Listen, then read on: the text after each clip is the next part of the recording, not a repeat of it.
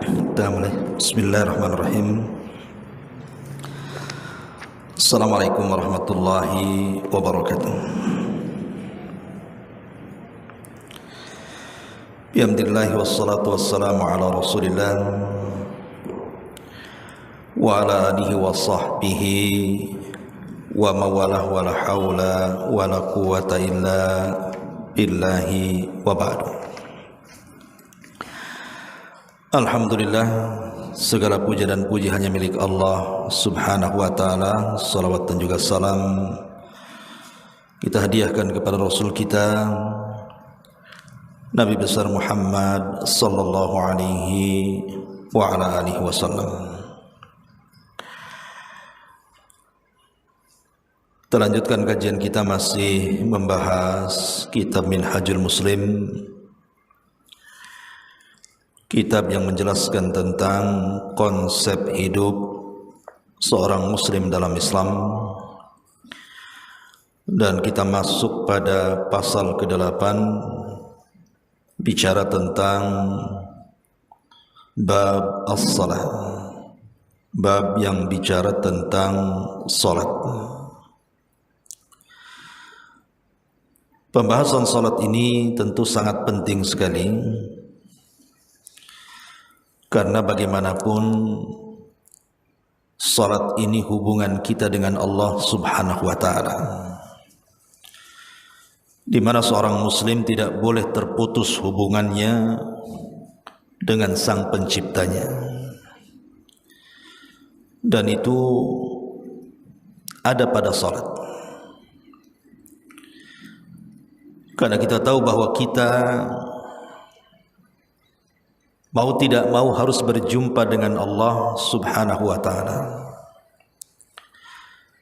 Dan perjumpaan kita dengan Allah subhanahu wa ta'ala ada di dua tempat, di dunia dan dua tempat di akhirat. Adapun dua tempat di dunia, pertama saat kita salat, itulah perjumpaan kita dengan Allah subhanahu wa ta'ala. Di dalam Al-Quranul Karim, Allah subhanahu wa ta'ala menyebutkan ketika Allah mengatakan bahwa salat ini sangat berat dilakukan kecuali orang-orang yang khusyuk. Maka Allah subhanahu wa ta'ala menyebutkan siapa orang-orang yang khusyuk itu. Kata Allah subhanahu wa ta'ala, alladzina yadhunnuna annahum mulaqu rabbihim. Orang-orang yang khusyuk adalah orang yang sangat yakin ketika salatnya dia berjumpa dengan Allah subhanahu wa ta'ala.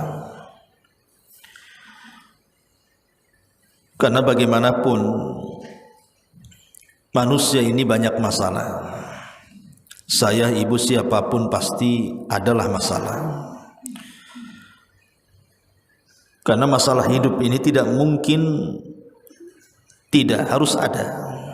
Entah masalah kesehatan, ekonomi, keluarga, macam-macam masalah itu. Dan yang menciptakan masalah itu adalah Allah subhanahu wa ta'ala. Dan kita bisa mengadu kepada Allah akan masalah yang kita hadapi dalam salat-salat kita. Makanya orang yang jarang salat atau sama sekali tidak pernah salat, maka akan menumpuk masalah dalam kehidupannya dan tidak akan pernah terselesaikan dan teruraikan masalahnya. Tapi orang yang suka salat, dia 5 waktu mengadukan masalahnya kepada Allah subhanahu wa ta'ala, maka insya Allah seberat apapun masalah yang kita hadapi, pasti akan ada jalan keluarnya. Makanya Nabi SAW bersabda, ataupun Hudzaifah bin Yaman radhiyallahu an menceritakan, kana Nabi SAW idza hazabahu amrun fazi'a ila shalah. Nabi itu kalau banyak masalah yang merundung dirinya dan dia tidak bisa keluar dari masalah itu, maka dia segera melaksanakan salat untuk mengadukan masalahnya kepada Allah Subhanahu wa taala. Makanya dalam salat itu ada kata-kata iyyaka na'bud wa iyyaka nasta'in. Hanya kepadamu ya Rabb kami beribadah, dan hanya kepadamu ya Rabb kami meminta pertolongan. Kalimat kami meminta pertolongan itu maksudnya kita meminta kepada Allah al-isti'anah, pertolongan dalam segala hal, agar saat kita menghadapi masalah Allah hadir di situ dan menolong masalah kita. Makanya kesempatan sebenarnya ketika datang waktu salat ini, kesempatan kita bermunajat dengan Allah Subhanahu wa taala. Jangan disia-siakan. Karena apa yang kita ucapkan dalam salat kita itu didengar oleh Allah Subhanahu wa taala. Kalau ibu sedang salat, kemudian ibu ruku, dan selepas ruku kemudian i'tidal, apa yang ibu baca? Sami Allahu liman hamidah. Sami'a itu artinya mendengar. Artinya kita harus ada keyakinan dalam hati kita bahwa setiap ucapan yang kita ucapkan itu Allah mendengarnya. Dan bacaan Sami Allahu liman hamidah itu dibaca setelah ibu berdiri. Setelah ibu baca iftitah, kemudian baca Fatihah, kemudian baca surat, kemudian ibu ruku mengagungkan Allah Subhanahu wa taala, baru kita katakan Sami Allahu liman hamidah. Seolah-olah Allah ingin katakan. Dalam ucapan Al-Fatihah itu, Bu, ibu kira dalam salat ketika kita baca Fatihah itu Allah diam? Tidak. Hakikatnya kita sedang berdialog dalam Fatihah itu. Karena setiap ucapan Al-Fatihah kita itu, Bu, itu ada jawabannya. Makanya ibu kalau salat, tolong perhatikan bacaan Al-Fatihah. Jangan tergesa-gesa dan tartilkan bacaannya. Dan putuslah setiap ayat per ayatnya. Karena dalam bacaan Al-Fatihah itu, dalam setiap ayat itu ada bacaannya, Bu. Ataupun ada jawabannya langsung dari Allah Subhanahu wa taala. Kalau ibu membaca Alhamdulillahi Rabbil Alamin, artinya ibu memuji Allah Subhanahu wa taala, maka Allah Subhanahu wa taala akan jawab hamidani abdi, hambaku sedang memujiku. Apabila kita katakan Ar-Rahman Ar-Rahim, maka Allah Subhanahu wa taala akan katakan asna alayya abdi, hambaku sedang mengagung-agungkan diriku. Kalau ibu katakan Maliki Yaumiddin, maka Allah Subhanahu wa taala akan menjawab majjadani abdi, hambaku sedang membesarkan diriku. Dan kalau ibu katakan iyyaka na'budu wa iyyaka nasta'in, maka Allah Subhanahu wa taala menjawab bahwa hambaku sedang meminta kepadaku. Wali abdi masa'al, hadza baini wa baina abdi.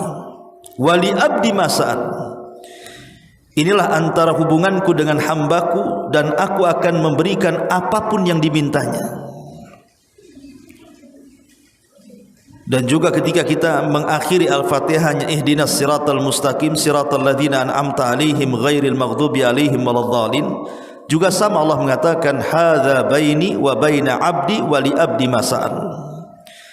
Inilah antara aku dan hambaku, dan setiap permintaan hambaku pasti akan kukabulkan.